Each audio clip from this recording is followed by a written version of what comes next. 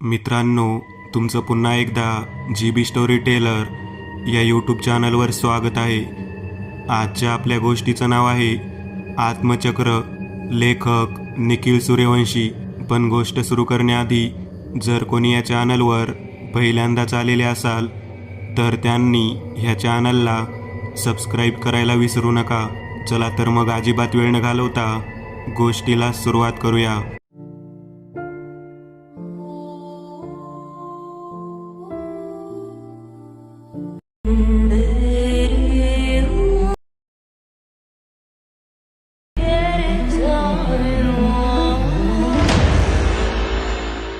मार्च 2020 कोकणातील एका गावात लग्न सोहळा सुरू होता. एकदंत यांनी एका प्रकरणात मदत केल्याने त्यांच्या मुलाच्या लग्नासाठी सोमनाथ यांनी एकदंत यांना खास आग्रह करून बोलावले होते. एकूणच एकदंत यांचे व्यक्तिमत्व प्रभावी असल्याने अनेक लोकांचे त्यांच्याकडे लक्ष जात होते. ते पहिल्या रांगेत खुर्चीवर बसलेले. त्यांच्या शेजारी केशव बसला होता. एकदंत, इथले लोक एलियन पाहिल्यासारखं आपल्याकडे का पाहत आहेत? केशव, अरे गावातल्या लग्नात जवळपास 30 लोक असतात. आपल्याला कोणीच ओळखत नाही म्हणून पाहत असतील. ते बोलतच होते. तो सोमनाथ एका 50च्या व्यक्तीला घेऊन एकदंत यांच्या दिशेने आला. एकदंत, हे श्रीधर. त्या व्यक्तीची ओळख करून देत सोमनाथ म्हणाले, नमस्कार एकदंत, मला तुमची मदत पाहिजे होती. श्रीधर म्हणाले, कसली मदत? त्या दोघांकडेही पाहत एकदंत म्हणाले, एकदंत, यांच्या गावामध्ये एक घर आहे, त्याच्याचबद्दल त्यांना बोलायचं आहे. असं बोलत सोमनाथ निघून गेले. काय झालं त्या घराचं? एकदंत यांनी श्रीधरकडे पाहत विचारले. मी पांडवे गावात राहतो. तिथे आमची बरीच जमीन आणि घर आहे. गावाच्या दुसऱ्या बाजूला आमचं अजून एक घर आहे जे कितीतरी वर्ष पडून आहे. तिथे कोणी राहू शकत नाही. का राहू शकत नाही? भुताटकी. ते घर आहे की भूतावळ हेच समजत नाही. त्या घराच्या मागे विहीर आहे. त्या विहिरीवर कधी एक पुरुष दिसतो तर कधी अजून काही. तुम्ही स्वतः राहिला आहात का कधी त्या घरात? नाही एकदंत, माझ्या बाबांनी त्या घरात पाऊलही टाकू नकोस असं बजावलं होतं आणि तशी कधी गरजही लागली नाही. मग आता काय गरज लागली? एकदंत यांनी नजर रोखून विचारले. त्या जागेत आंब्याची कलम आहेत. आजूबाजूला पडीक जागाही बरीच आहे. गेल्या काही वर्षात माझ्या बागेमधून आंब्याचं उत्पन्न कमी होतंय, त्यामुळे मला ती जागा पाहिजे. आता आम्ही लग्नासाठी आल्यामुळे तशा विधींसाठी लागणाऱ्या काही गोष्टी सोबत आणल्या नाहीयेत. त्यामुळे आता तिथे येऊन कितपत उपयोग होईल हे सांगता येत नाही. तरी देखील तुम्ही तिथे आला तर बरं होईल एकदंत. मी आतापर्यंत कित्येक मांत्रिक तांत्रिक यांना तिथे घेऊन गेलो, पण तिथली बाधा दूर होणे लांबच, पण नक्की काय प्रकार आहे हे देखील समजले नाही. लग्न लागले की आपण जाऊया तुमच्या गावात. किती लांब आहे इथून? जवळपास 1.5 तास. तसं अंतर कमी आहे, पण कोकणातले रस्ते म्हणजे काय बोलावं. कल्पना आहे मला तुमची सहनशीलता. बाकी काय. दुपारी 2:30च्या सुमारास लग्न मंडपातून ते तिघे बाहेर पडले.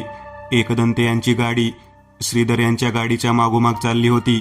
मुख्य रस्त्यावर असलेल्या फाट्याजवळून गाडी आत वळली आणि कच्चा मातीचा रस्ता सुरू झाला. काही वेळात एका मोठ्या घराजवळ गाडी थांबली. पारंपरिक कोकणी बांधकाम शैलीतील ते घर होते. गाडीमधून श्रीधर उतरले. एकदंत आणि केशव देखील उतरून घरासमोर आले. एकदंत, हे आमचं घर, श्रीधर म्हणाले. सुंदर आहे, एकदंत उद्गारले. या आपण आत बसून बोलूया. घरात अजून कोण असतं? आता सध्या तरी माझी बायको निर्मला आणि मुलगी पल्लवी. माझा धाकटा मुलगा पुण्यातच आहे शिकायला. दिवाणखान्यात तिघेही बसले होते. त्याच वेळी जवळपास 25ची एक मुलगी पाणी घेऊन आली. ही माझी मुलगी पल्लवी. हिचं ॲग्रिकल्चरमध्ये शिक्षण झालं आहे, श्रीधर म्हणाले. बरं श्रीधर, मला सांगा त्या घराचा नक्की काय इतिहास आहे? ते मलाही माहीत नाही एकदंत. कदाचित बाबांना माहिती होता, पण त्यांनी मला कधी सांगितलंच नाही आणि आता ते देखील हयात नाहीत. पण ती जमीन तुम्हाला कधी मिळाली? ती जमीन माझ्या आजोबांच्या नावावर होती. मग तशीच ती वडिलांच्या आणि मग माझ्या नावावर आली. पण आजोबांच्या आधी ती त्यांच्या भावाच्या नावावर होती, पण त्यांनी पुत्रिका असल्याने ती जमीन आजोबांना मिळाली असं बाबांनी मला सांगितलं होतं. एकूणच संदिग्धता आहे, एकदंत म्हणाले. बरं, आपण ते घर पाहायला जायचं का? किती लांब आहे इथून? हे गाव फार मोठं नाही, फार तर 400 घरं असतील. आमचं ते घर गावाच्या एका टोकाला आहे, त्यामुळे गावाशी त्याचा संबंधच नाही. इथून अंदाजे 15 मिनिट लागतील चालत जायला. बरं चला मग, तसेच गाव पाहून होईल. ते तिघेही बाहेर पडले. संध्याकाळचे 4:30 वाजले होते. एकदंत यांनी घरातून निघताना काही लिंब सोबत घेतली. गावातून फिरत असताना त्यांच्या एक गोष्ट लक्षात आली. हे गाव काळाच्या अजूनही मागे आहे. काही वेळातच ते आंब्याच्या वाडीजवळ पोहोचले. त्यातून पुढे जात ते त्या घरासमोर आले. ते घर देखील पारंपरिक कोकणी शैलीतील होते. समोर अंगण, त्याच्या भोवती असलेली भिंत आणि मधोमध दुमजली घर. इथे आजूबाजूला साफसफाई केल्यासारखे वाटते. एकदंत म्हणाले, हो, कधी कधी दिवसा येऊन मी काही लोकांकडून घर आणि आजूबाजूची साफसफाई करून घेतो. या घराच्या आजूबाजूला इतर कोणी फिरकत पण नाही. एकदंत यांनी आजूबाजूला पाहिले. चारही बाजूंनी आंब्याची झाडे होती. प्रकाश दडपला जात होता. एकूणच तिथले वातावरण अंधुक होते. त्या घराच्या एका बाजूने ते मागे गेले. मागे एक मोठी विहीर होती. त्यावर मात्र झाडे वाढलेली. आजूबाजूला पालापाचोळा जमा झालेला. इथे साफ नाही करत वाटतं तुम्ही? एकदंत यांनी विचारले. त्या विहिरीजवळ जायला कोणीही तयार होत नाही. कित्येक वर्षांपूर्वी त्या विहिरीत पडून कोणाचा तरी मृत्यू झाला आहे. त्यामुळे ती विहीर म्हणजे वाईट शक्ती असलेली जागा म्हणून प्रसिद्ध आहे. एकदंत यांनी चारही बाजूंनी घर फिरून पाहिले. सगळ्या खिडक्या बंद होत्या. ते एका बाजूने पुढे गेले. तोच त्यांना मागून असा आवाज आला. त्यांनी मागे वळून पाहिले तर खिडकीची लाकडी पाले बाहेरच्या बाजूला उघडलेली. त्यांना आश्चर्य वाटले. ते मागे वळले आणि खिडकीजवळ गेले. खिडकीला लोखंडी गज होते. त्यांनी खिडकीमधून आत खोलीत डोकावून पाहिले. सगळीकडे अंधार होता. तितक्यात अचानक त्या खोलीमधून दुसऱ्या खोलीत जाणारा दरवाजा हलला. एकदंत यांना कल्पना नव्हती की असे काही होईल. त्यांनी झटकन त्यांच्या खिशामधून एक लिंबू बाहेर काढले आणि काही मंत्र म्हणत ते लिंबू खिडकीमधून आत टाकले. त्यांचे लक्ष त्या लिंबावर होते. अचानक त्या लिंबाने पेट घेतला. त्या खोलीचा दरवाजा अधिक वेगाने हलू लागला. त्याचवेळी त्यांना काहीतरी जाणवले आणि ते झटकन खाली वाकले. अचानक त्या खिडकीची पाले जोरात आवाज करत बंद झाली. एकदंत मुख्य अंगणात आले. तिथे केशव आणि श्रीधर त्यांची वाट पाहत होते. काय झालं एकदंत? केशवने विचारले. थोडक्यात वाचलो, नाहीतर डोकं चिरडलं असतं, एकदंत म्हणाले. म्हणजे? श्रीधर, या घरात नक्कीच काहीतरी भयानक आहे. मला देखील त्याचा अनुभव आला. कोणतीही वास्तू इतक्या लवकर प्रतिक्रिया देत नाही, पण इथली शक्ती जागृत आहे. काहीतरी विचित्र आहे हे नक्की. मला समजलं नाही एकदंत, श्रीधर म्हणाले. तुमच्या घरी जाऊन समजावतो. आता निघूया तिथून. आज झालं ते खूप झालं. ते तिघेही श्रीधर यांच्या घरी आले. संध्याकाळचे 6 वाजले होते. श्रीधर, मला वाटतं आम्ही आता निघायला हवं. परत तयारीनिशी येऊन त्या घराचा बंदोबस्त करूयात. एकदंत, इतक्या रात्री या रस्त्याने नका जाऊ. पुण्याला जायला तर किती वेळ लागेल. आजची रात्र राहा इथे, उद्या जा. असाही हे घर खूप मोठं आहे. तुम्हाला हव्या त्या खोलीत आरामात राहा. एकदंत यांनी केशवकडे पाहिले. त्याने नजरेनेच थकलो आहे, राहू इथेच, असे खुणावले. बरं श्रीधर, आज थांबतो आम्ही. आता थोडं फ्रेश होऊन येतो. श्रीधर यांनी त्यांच्या शेजारची खोली त्या दोघांना दिली. काही वेळाने फ्रेश होऊन ते दिवाणखान्यात आले. पल्लवीने कॉफीचे मग आणून त्यांच्या हातात दिले. एकदंत, आता सांगा, तुम्ही ते वास्तू प्रतिक्रिया देण्याबद्दल काय बोलत होता? हां, तर ते कसं असतं, एखाद्या नकारात्मक शक्ती असलेल्या वास्तूमध्ये जेव्हा आपण प्रवेश करतो तेव्हा लगेचच ती शक्ती आपल्याला तिचे अस्तित्व दाखवत नाही. विचार करा, एक रेडिओ आहे. त्यावर चॅनल तेव्हाच प्ले होतो जेव्हा एक वेवलेंथ मॅच होते. म्हणजे या भूत किंवा अन्य शक्तींची वेवलेंथ मॅच झाली तरच ते आपल्याला दिसतात. बरोबर. बऱ्याच वेळा या शक्ती सुप्त अवस्थेत असतात. म्हणजे त्या जागेचा इतर कोणत्याही जीवित व्यक्तीचा संबंध येत नसेल तर त्या नकारात्मक शक्ती सहसा लगेच दिसत नाही. पण त्या घरात तुम्हाला काही अनुभव आला म्हणजे तिथली शक्ती जागृत आहे, बरोबर ना? हो, म्हणूनच मी म्हणालो काहीतरी विचित्र आहे. बघू, पुण्याहून माझे साहित्य आणले की आपल्याला त्या गोष्टींची माहिती मिळेलच. त्याचवेळी पल्लवी धावतच बाहेर आली. बाबा, टीव्ही सुरू करा आणि बातम्याचे चॅनल लावा. श्रीधर यांनी टीव्ही सुरू केला. त्यावर पंतप्रधान बोलत होते. कोरोना विषाणू पसरण्यावर नियंत्रण आणण्यासाठी आज रात्री 12 वाजल्यापासून लॉकडाऊन म्हणजे टाळेबंदीची घोषणा त्यांनी केली होती. सर्वांनी पूर्ण भाषण नीट पाहिले. एकदंत, म्हणजे आता आपणही पुण्याला जाऊ शकत नाही? केशवने विचारले. असंच वाटते केशव. सगळीकडे संचारबंदी आहे, म्हणजे वाहतूकही बंद. पुढील सूचना मिळेपर्यंत आपल्याला इथंच राहावं लागणार. एकदंत, तुम्ही का काळजी करताय? इथे तुम्हाला कसलीही कमी पडणार नाही. श्रीधर म्हणाले. आता कोरोनामुळे कोणी लोक मला भेटायला येणार नाहीत, त्यामुळे पुण्याला तसं काही काम नाही. पण त्या घरात असलेल्या शक्तीला मी नुकतेच आव्हान देऊन आलो आहे. तिच्याशी सामना करणे गरजेचं होऊन बसलं आहे. माझ्या साहित्याशिवाय आणि महत्त्वाचं म्हणजे पिशाची वेद नसेल तर गोष्टी अवघड होऊन बसतील. एकदंत, पिशाची वेद तर बाबांकडे आहे, त्यांच्याकडून आपल्याला मदत मिळू शकते ना? केशव म्हणाला. हां केशव, पाहूयात काय करता येईल. रात्री जेवण झाल्यानंतर अंगणात ते तिघे बोलत होते. त्याचवेळी पल्लवी तिथे आली. बाबा, आपल्या जुन्या वाडीच्या बाजूला राहते त्या मालतीचा मला आताच फोन आला होता. ती म्हणत होती त्या घराच्या जवळून कसलेसे आवाज येत आहेत. अगं पण ती मालती त्या वाडीच्या अगदी जवळ राहत नाही, मग तरी तिला आवाज कसे आले? श्रीधर म्हणाले. कोणीतरी मोठ्याने ओरडत आहे, असे आवाज अधूनमधून येत आहे म्हणाली ती. श्रीधर यांनी एकदंत यांच्याकडे पाहिलं. तिथे नक्की काय प्रकार आहे हे पाहावं लागेल. म्हणजे ते जे आवाज येत आहेत ते नक्की कोणाचे आहेत? एकदंत म्हणाले. म्हणजे आता त्या घराजवळ जायचं? काहीशा घाबरलेल्या स्वरात श्रीधर म्हणाले. हो, तिथे जाऊन पाहूया. कदाचित यातून अजून काही आपल्याला हाती लागेल. बरं एकदंत, मी घरातल्या टॉर्च आणि विळा घेऊन येतो. असं म्हणून श्रीधर आत गेले. केशव, ती छोटी बॅग घेऊन ये, त्यात आपले काही सामान आहे, कदाचित गरज लागू शकते. केशवकडे पाहत एकदंत म्हणाले. काहीच वेळात केशव आणि श्रीधर अंगणात आले. ते तिघे तिथून बाहेर पडतच होते. त्याचवेळी अजून 2 जण हातात काट्या घेऊन त्यांच्या फाटकाजवळ थांबले होते. एकदंत, हे दोघे माझ्या वाडीमध्ये कामाला आहेत. इतक्या रात्री चाललो आहोत म्हणून त्यांना बोलावून घेतले.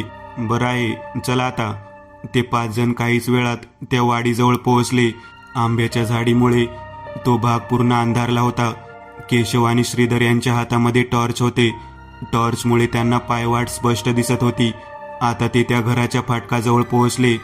फाटक उघडून ते तिघे आत आले, पण ते दोन्ही गडी बाहेरच थांबले. रात्रीच्या अंधारात ते घर अधिकच भयावह वाटत होते. चंद्राचा प्रकाश झाडांमुळे झाकला जात होता, त्यामुळे टॉर्चच्या उजेडात ते आजूबाजूला पाहत होते, पण त्यांना तिथे कोणीही दिसले नाही. श्रीधर, तुमची टॉर्च मला द्या आणि तुम्ही दोघे इथेच थांबा. काही वाटलं तर मी आवाज देईन, एकदंत म्हणाले. टॉर्च घेऊन ते घराच्या एका बाजूने चालत मागच्या बाजूला पोहोचले. तिथे गारठा अचानक वाढला. त्या विहिरीवर तर धुकं जमा झाल्यासारखं वाटत होतं. ते सावधपणे त्या विहिरीजवळ पोहोचले. त्यांनी पाण्यात टॉर्च फिरवला आणि दचकून मागे सरकले. त्यांना त्या पाण्यात एका पुरुषाचा चेहरा दिसला, जो पाण्याच्या पृष्ठभागापासून काहीसा खाली तरंगत होता. त्याचे डोळे उघडे होते आणि ते एकदंत यांच्यावर खिळले होते. त्यांनी पुन्हा त्या पाण्यात टॉर्च फिरवला, पण त्यांना यावेळी काहीच दिसले नाही. एकदंत परत फिरले. त्यांनी मागे वळून पाहिले नाही. त्या विहिरीमधून एक हात बाहेर आला आणि त्याने काठाला असलेली भिंत पकडली. एकदंत त्या घराजवळ आले. त्यांनी खिडक्या दरवाजे ओढून पाहिले. मागील बाजूस असलेल्या सर्व खिडक्या आणि दरवाजे बंद होते. ते घराच्या शेजारील बाजूने पुढे येत होते. तोच त्यांना मागून एका पुरुषाच्या ओरडण्याचा आवाज आला. त्यांनी मागे वळून पाहिले आणि ते पुन्हा मागच्या अंगणात आले. त्यांना तिथे कोणीच दिसले नाही, पण त्याच वेळी केशव आणि श्रीधर देखील तिथे आले. एकदंत, आम्हाला कोणाचा तरी आवाज आला, केशव म्हणाला. तो मला पण आला केशव, आणि मी इथेच होतो, पण काही दिसले नाही. त्याचवेळी एकदंत यांचे लक्ष घराच्या दुसऱ्या मजल्यावर असलेल्या खिडकीकडे गेले. ती खिडकी उघडी होती आणि तिथे कोणीतरी उभं होतं. एकदंत यांनी टॉर्च त्या दिशेने फिरवला, पण आता खिडकी बंद होती. श्रीधर, जो आवाज येतोय तो कोण्या माणसाचा नक्कीच नाही. ही काहीतरी वेगळं आहे. उद्या आपण पुन्हा येऊ, एकदंत म्हणाले.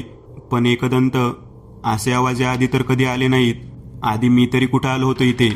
हसत एकदंत म्हणाले. ते सगळे पुन्हा घरी परत आले. रात्रीचे 11 वाजले होते. एकदंत आणि केशव त्यांना दिलेल्या खोलीमध्ये झोपायला गेले. एकदंत भिंतीला टेकून ध्यान लावून बसले होते. केशव त्याच्या मोबाईलमध्ये काहीतरी पाहत होता. काही वेळाने एकदंत उठून उभे राहिले आणि त्यांनी पाणी प्यायले.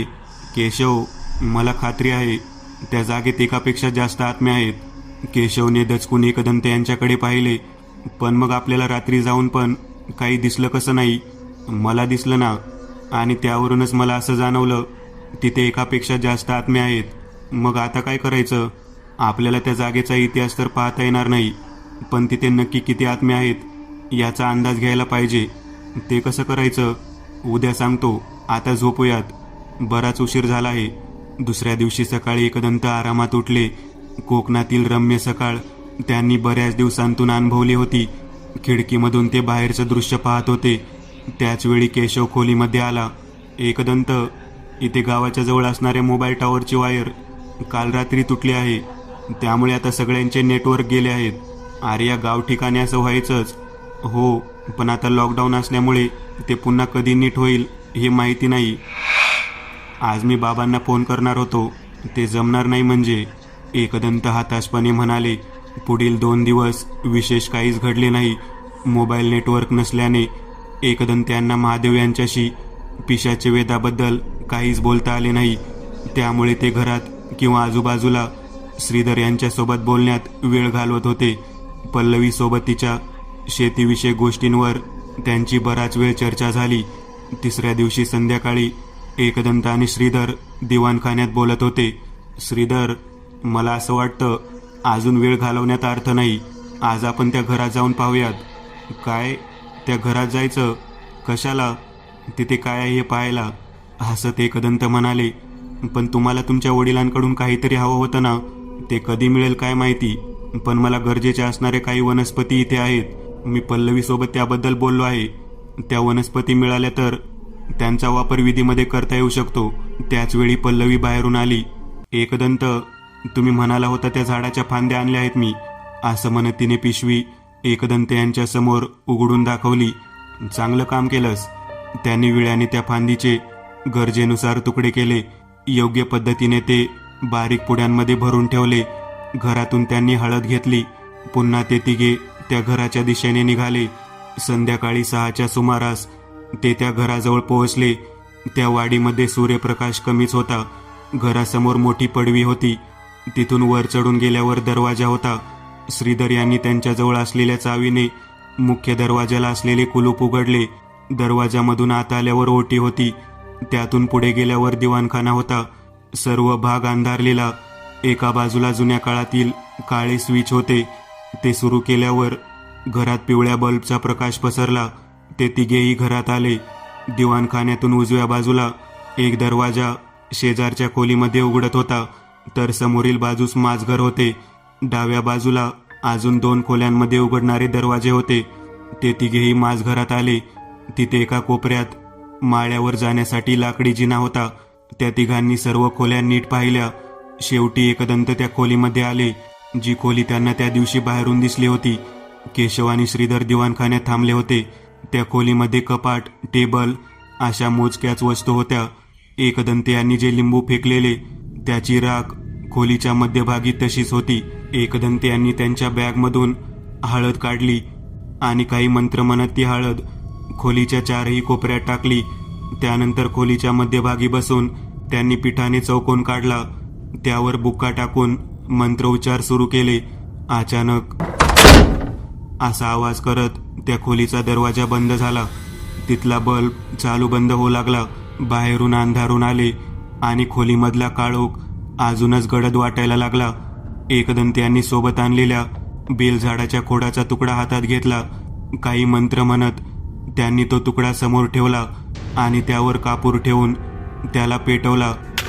त्याचवेळी बल्ब बंद झाला आणि त्यांच्या मागे असलेले कपाट थरथरले. अजूनही तो तुकडा जळत होता, त्यामुळे त्याचा प्रकाश खोलीमध्ये पसरला होता. एकदंत उठून कपाटाजवळ गेले. त्यांनी कपाटाचा दरवाजा उघडला. समोरील दृश्य पाहून त्यांना धक्काच बसला. समोर कपाटाला असलेल्या दांडीला एका लहान बाळाचा मृतदेह फासावर लटकला होता. अचानक त्याने त्याचे डोळे उघडले आणि एकदंत यांच्यावर झेप घेतली. प्रतिक्षिप्त क्रियेने एकदंत यांनी त्यांचे हात चेहऱ्यासमोर आणले, पण त्यांच्या अंगावर काही पडले नाही. त्यांनी हात बाजूला करून समोर पाहिले तर तिथे काहीच नव्हते. या प्रकाराने त्यांना धक्का बसला. ते पुन्हा त्या पेटत्या तुकड्यासमोर आले आणि बॅगमधून त्यांनी एक ऊद काढला. त्यांनी बेलाचा दुसरा तुकडा त्यात टाकला. ती आग अजून भडकली आणि त्या आगीत त्यांनी ऊत टाकला. तसं पूर्ण खोलीमध्ये एक विचित्र वास पसरला. ते कपाट आणि टेबल जोरजोरात हालू लागले आणि अचानक वरून एक दोर खाली आला. त्या जोराने एकदंत यांच्या मानेभोवती फास आवळला आणि झटकन ते वर उचलले गेले. एकदंत यांच्या मानेला त्रास होऊ लागला. त्याच क्षणी त्यांनी खिशामधून अभिमांत्रित चाकू काढला आणि ती दोरी कापली. त्याच वेळी ती दोरी नाहीशी झाली आणि एकदंत खाली पडले. अचानक खोलीचा दरवाजा उघडला आणि त्यातून केशव आणि श्रीधर आत आले. एकदंत अजूनही जमिनीवर पडले होते. त्यांच्या कमरेला मार लागला होता आणि त्यांना श्वास घ्यायला त्रास होत होता. त्यामुळे त्या दोघांनी त्यांना आधार दिला. ते तिघेही बाहेर आले. श्रीधर यांनी त्या घराला कुलूप लावले आणि बाहेर ते तिघे एका झाडाखाली बसले. संध्याकाळचे 7 वाजले होते. एकदंत यांचा श्वासोच्छ्वास आता नीट झाला होता, पण कंबर अजूनही दुखत होती.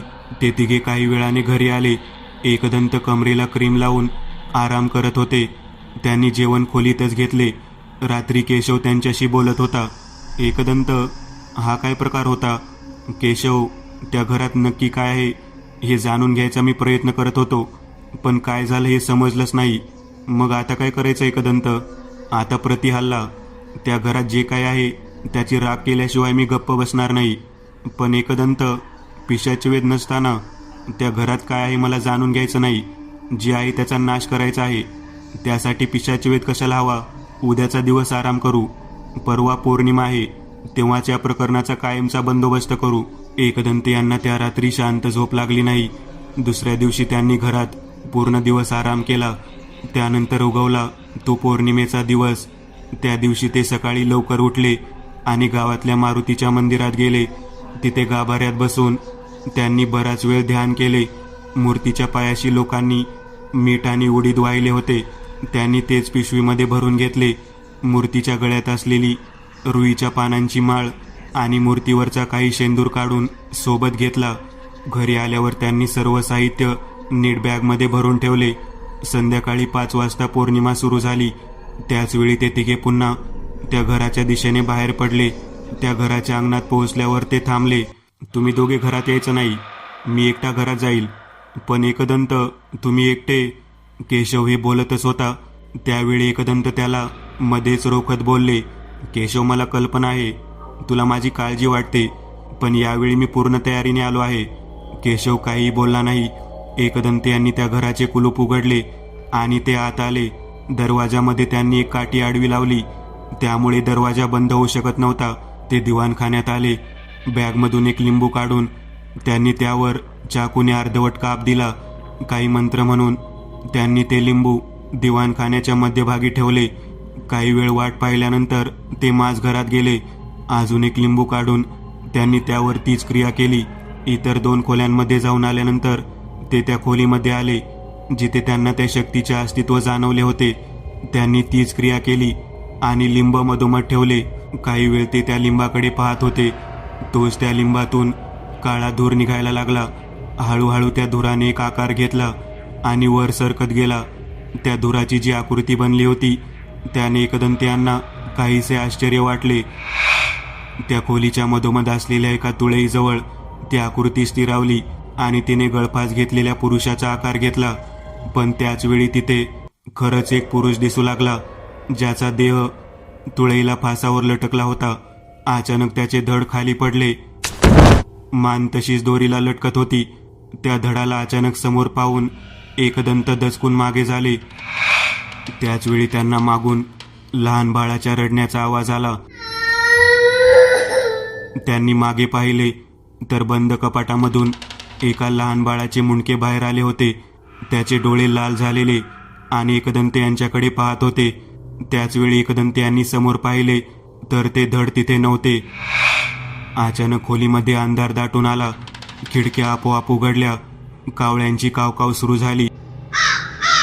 एकदंत यांनी त्यांच्या बॅगमधून तेच मीठ आणि उडीद काढले आणि काही मंत्र म्हणत त्याचे रिंगण आखले. त्या रिंगणात बसून त्यांनी मंत्रोच्चार सुरू केले. त्यांची आवर्तने जसजशी वाढत होती तसतसं खोलीमध्ये अजून अंधारून आले. गारठा प्रचंड वाढला. उघड्या खिडक्यांवर कावळे जमा झाले आणि आत बघून ओरडू लागले. आणि अशातच त्या खोलीच्या कोपऱ्यात एक काळी आकृती दिसू लागली. एकदंत यांनी बॅगमधून भारंगी झाडाच्या फांद्याचे तुकडे काढले. त्यावर काही कापूर टाकून त्यांनी ते पेटवले. खोलीमध्ये प्रकाश पसरला. अचानक त्या कोपऱ्यामधून काळी आकृती त्या अग्नीच्या दिशेने झेपावली, पण झटका बसावा तशी त्यापासून दूर झाली. एकदंत यांचे मंत्रोच्चार सुरूच होते. त्यांच्या मागे जमिनीवर काळी पावले उमटत होती, पण ती त्या रिंगणापासून दूर जात उजव्या बाजूने फिरत त्यांच्या समोर आली. त्या काळ्या पावलांनी त्यांच्या भोवती फेरी मारली, पण एकदंत यांचे मंत्रोच्चार थांबले नाहीत. अचानक त्यांच्या समोर एक पुरुष प्रकटला. त्याचे अंग काळे पडलेले, मानेवर उरण होते, अंगावर धोतर आणि बंडी होती, ती देखील काळी पडलेली. तो रागाने एकदंत यांच्याकडे पाहत होता. त्याचवेळी हवेचा प्रचंड झोत एकदंत यांच्या दिशेने आला आणि त्यांच्या भोवती असलेलं ते मीठ उडून गेलं. त्याचसोबत एकदंत देखील उडून त्या खोलीच्या बाहेर पडले. कसंबसं उभं राहत ते माझघराच्या दिशेने आले. त्यांच्या पाठोपाठ तीच काळी पावले माझघराच्या दिशेने आली. पुन्हा हवेचा तोच झोत त्यांच्या दिशेने आला आणि एकदंत त्या माझघराच्या दारावर जाऊन आदळले. काही क्षणात या गोष्टी घडल्या, त्यामुळे एकदंत यांना सावरायला वेळच मिळाला नाही. ते त्या दारावर इतके जोरात आदळले की त्यामुळे ते दार तुटून बाहेर पडले आणि त्याचसोबत एकदंत घराच्या मागच्या बाजूस पडले. त्यांच्या अंगाला सगळीकडे मार लागला होता. त्यांना उभं राहता येत नव्हतं आणि त्याचवेळी त्यांच्या समोर तो पुरुष दरवाजामध्ये उभा होता. एकदंत उभा राहायचा प्रयत्न करत होते. त्या पुरुषाने एकदंत यांच्या दिशेने हात वर केला. त्याचवेळी मागील विहिरीमधून 2 आकृत्या त्या पुरुषाच्या दिशेने झेपावल्या. त्या दरवाजात काळ्या आकृत्या एकमेकांत मिसळल्या. त्याचवेळी असंख्य किंकाळ्यांनी ते घर हादरले. त्या आकृत्या पुन्हा विहिरीकडे परतल्या, पण त्याचवेळी एकदंत उभे राहिले आणि त्यांनी जवळ असलेल्या रुईच्या पानाची माळ त्या पुरुषाच्या दिशेने फेकली. ती माळ त्याच्या गळ्यात पडली आणि त्याच्या तोंडून निघालेली किंकाळी पूर्ण घरात घुमली. तिथून तो पुरुष नाहीसा झाला. एकदंत उठून विहिरीजवळ गेले. त्यांनी त्या विहिरीच्या भिंतीवर मंदिरामधून आणलेला शेंदूर लावला. भारंगी झाडाच्या फांद्यांचे तुकडे पेटवून त्याच्या समोर बसले आणि मंत्रोच्चार सुरू केले. मंत्र म्हणत ते काही काळे तीळ त्या विहिरीच्या पाण्यात टाकत होते. काही वेळ गेला असेल, तोच त्या विहिरीमधून 2 आकृत्या बाहेर आल्या. एकदंत यांनी बॅगमधून एक भुकटी काढली आणि त्या आकृत्यांच्या दिशेने फुंकली. हळूहळू त्या आकृत्या एकदंत यांच्या समोर स्थिरावल्या. काही वेळ त्या आकृत्या आणि एकदंत यांच्यात एक मुकसंवाद सुरू होता. त्या आकृत्या आल्या तशा विहिरीत नाहीशा झाल्या. एकदंत यांनी केशव आणि श्रीधरला बोलावले. श्रीधर, श्रीधर, मला काही वस्तू लागतील, त्या लगेच घेऊन या. एकदंत यांनी दिलेली यादी घेऊन श्रीधर गावात परतले. रात्री 8च्या सुमारास ते परत आले. एकदंत आणि केशव यांनी तिथे एक छोटे होमकुंड बनवले होते. त्याच्या भोवती काही वस्तू मांडून ठेवल्या होत्या. श्रीधर यांनी आणलेले सामान त्यांनी समोर मांडायला सुरुवात केली. गवताच्या पेंड्यांपासून एकदंत यांनी कापडाच्या 5 बाहुल्या बनवल्या आणि त्या समोर ठेवल्या. त्यानंतर यज्ञकुंडात अग्नी पेटवून त्यांनी मंत्रोच्चार सुरू केले. काही वेळात विचित्र आकृत्या विहिरीमधून बाहेर पडल्या आणि त्या बाहुल्यांमध्ये सामावल्या. त्याचवेळी घरामधून एक लहान बाळाच्या हसण्याचा आवाज आला. सर्वांनी त्या दिशेला पाहिले, पण काहीच दिसले नाही. पण एकदंत यांच्या समोर असलेली एक बाहुली थरथरली. तुमचे कर्म क्षमा करण्यासारखे नाही, पण तुम्ही माझा जीव वाचवला म्हणून मी तुम्हाला मुक्ती देत आहे, असे म्हणत एकदंत यांनी त्या बाहुल्या यज्ञकुंडात टाकल्या. त्या बाहुल्यांनी झटकन पेट घेतला. अचानक तिथले भारलेले वातावरण मोकळे झाले. श्रीधर, झालं आपलं काम. घर व्यवस्थित बंद करा. त्या तुटलेल्या दरवाजाऐवजी काहीतरी उभं करा तिथे. एकदंत, असेही तर कोण येतं, पण आता येऊ शकेल. ही जागा वाईट शक्तीपासून आता मुक्त झाली आहे. श्रीधर यांच्या चेहऱ्यावर हास्य पसरले. तिथली व्यवस्था लावून ते तिघे घरी परतले. एकदंत यांना मार लागला होता. त्यासाठी गावातील एक डॉक्टर घरी आले. त्यांनी एकदंत यांना तपासून ट्रीटमेंट दिली. त्यांना आरामाची गरज होती. त्या रात्री जेवण झाल्यावर एकदंत लगेच झोपले. दुसऱ्या दिवशी सकाळी एकदंत यांना थोडं बरं वाटत होतं. ते सगळ्यांसोबत अंगणात बोलत बसले होते. एकदंत, तुम्ही कालच्या प्रकरणाबद्दल काहीच सांगितलं नाही. आता तरी नक्की काय झालं ते सांगा. श्रीधर म्हणाले, त्या वास्तूमध्ये एकूण 6 आत्मे होते श्रीधर. काय, इतके आत्मे? कसं काय? एकदंत यांनी सांगितलेला वृत्तांत काहीसा असा होता. सन 1948. संताजीला 2 मुले होती, हेमंत आणि अशोक. त्यांनी दोन्ही मुलांसाठी गावाच्या टोकाला जमीन घेऊन घरं बांधलेली. त्यावेळी संताजी अशोक सोबत त्याच्या घरी राहत होते. हेमंत आणि त्याची बायको प्रतिभा हे आंब्याच्या वाडीमध्ये असणाऱ्या टुमदार घरात राहत होते. लग्नानंतर काही वर्षांनी हेमंतला मुलगा झाला. हेमंत आंब्याचा व्यापारी होता, त्यामुळे त्याला बराच वेळा घराबाहेर राहायला लागत असे. एक दिवस हेमंत कामासाठी बाहेर पडला, पण महत्वाचे सामान घरीच राहिल्याने अर्ध्या रस्त्यातून तो घरी परतला. त्यावेळी त्याला घरात त्याच्या बायको व्यतिरिक्त अजून कोणी आहे याची शंका आली. त्याला त्याच्या बायकोवर आधीपासूनच संशय होता. त्यामुळे त्याने मुख्य दरवाजाने न जाता एका खोलीच्या खिडकीला असलेल्या फटीमधून आत पाहिले आणि त्याला जे दृश्य दिसले त्याने त्याला धक्काच बसला. आत त्याची बायको दुसऱ्या कोणा पुरुषाजवळ बसलेली आणि त्यांचा होणारा संवाद त्याच्या कानावर पडला. हे मूल त्याचं नाही हे त्याला समजलं तर काय होईल माहितीये का? प्रतिभा म्हणाली, काय होणार, मी आहे ना, आपण इथून कुठेतरी दूर निघून जाऊ.